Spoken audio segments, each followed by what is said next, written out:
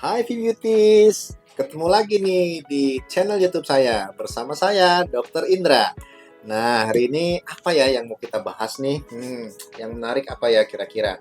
Oke, kita hari ini mau membahas tentang seputar fakta dan mitos perawatan jerawat nih. Saya yakin jerawat ini bukan hal yang asing ya, jadi pasti Beauties sudah pernah merasakan yang namanya jerawat ini bagaimana. Dan tentunya kalau udah muncul jerawat, aduh gimana nih frustasinya ya, supaya jerawat ini mulai hilang, malah makin memburuk gitu kan. Nah, tentunya juga banyak banget informasi yang beredar yang mungkin kurang tepat didengar oleh Beauties. Nah, hari ini kita mau membahas tentang mitos dan fakta mengenai perawatan jerawat. Oke, kita mulai saja. Yang nomor satu, benar nggak sih jerawat itu hanya muncul pada remaja saja? Sebenarnya ada benarnya, karena paling banyak kasus jerawat itu muncul pada remaja. Kenapa? Karena pada masa remaja, terutama pubertas, itu terjadi perubahan hormon yang signifikan, terutama hormon androgen, di mana terjadinya peningkatan hormon ini meningkatkan kelenjar minyak yang berlebihan, akhirnya memicu sebum, kemudian menyumbat pori-pori, ditambah dengan penumpukan sel kulit mati. Wah, seneng banget tuh. Yang namanya P. agnes ini, bakteri ini berkembang biak, yang akhirnya meradang dan timbullah jerawat. Tapi ternyata faktanya bahwa jerawat ini muncul tidak hanya pada remaja saja, tapi bisa juga pada anak-anak, orang dewasa, muda dewasa, ya kan? Karena faktornya banyak sekali, bisa karena stres, bisa karena genetik, bisa juga karena pola makan.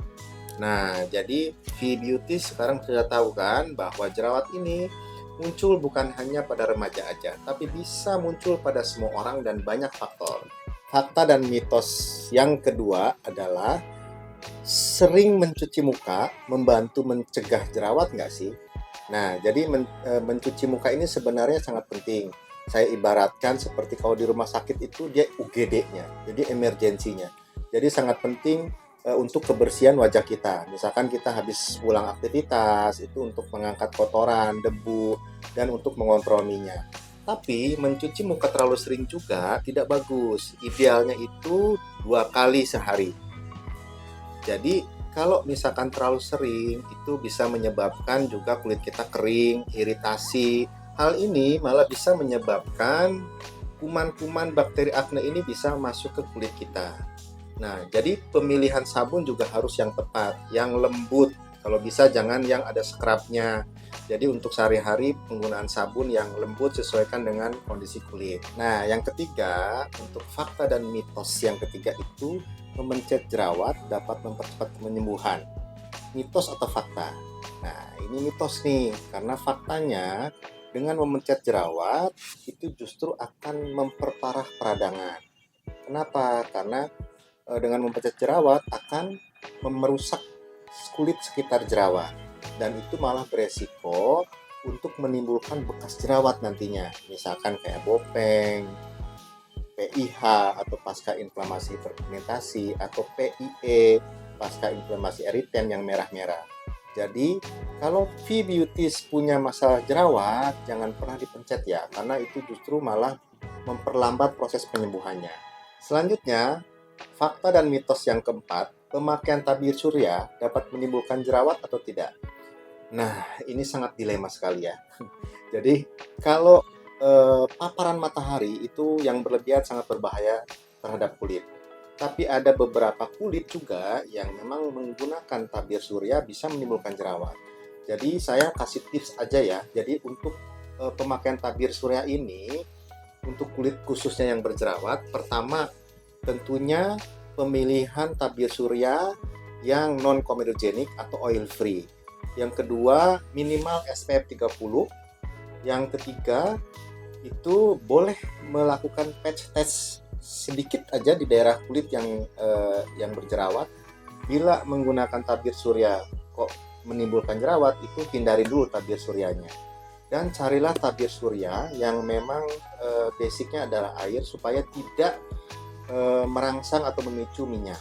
Nah, kalau misalkan V-Beauties memakai tabir surya, kemudian merasa timbul jerawat, sebaiknya hentikan dulu dan konsultasikan dulu kepada dokter supaya bisa ditentukan tabir surya yang tepat buat kulit V-Beauties. Fakta dan mitos selanjutnya yang kelima, make up dapat menyebabkan atau menyumbat pori-pori dan menyebabkan jerawat atau tidak sih?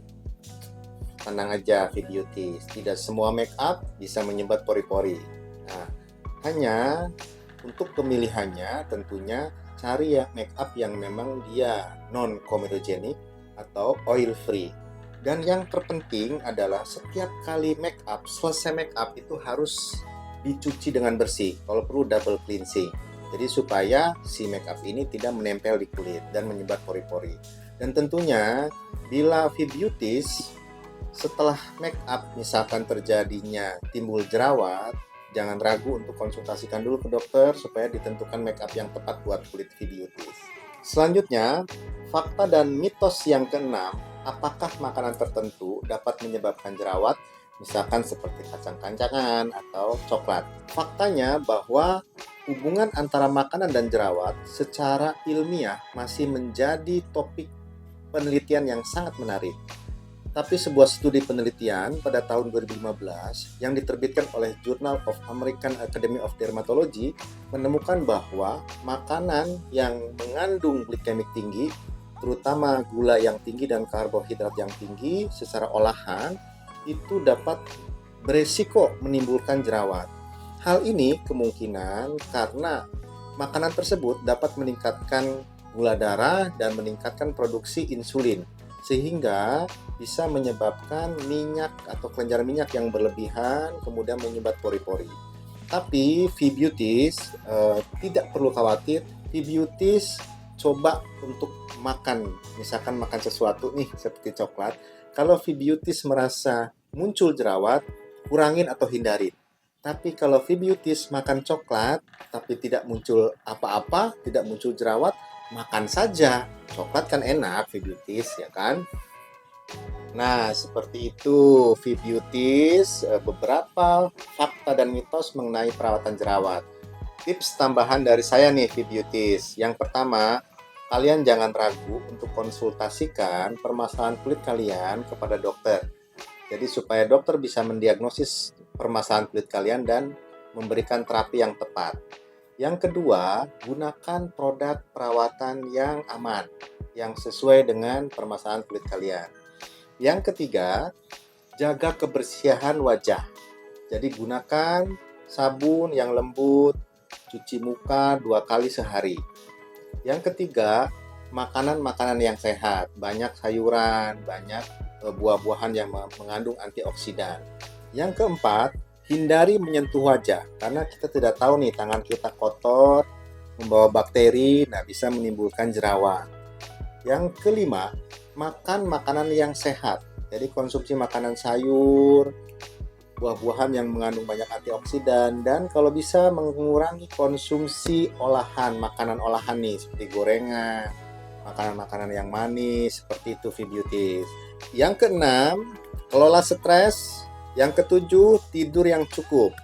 Oke V-Beauties, terima kasih sudah menonton channel YouTube saya. Semoga channel YouTube saya bermanfaat dan sampai ketemu lagi di video selanjutnya. Dan bila V-Beauties mempunyai permasalahan kulit, apapun itu boleh datang langsung ke V Medical and Aesthetic Clinic, boleh langsung konsultasi dengan saya Dr. Indra, dan jangan lupa like, komen, dan subscribe supaya channel ini makin berkembang dan channel ini bisa memberikan informasi masalah kesehatan kulit dan kecantikan. Terima kasih.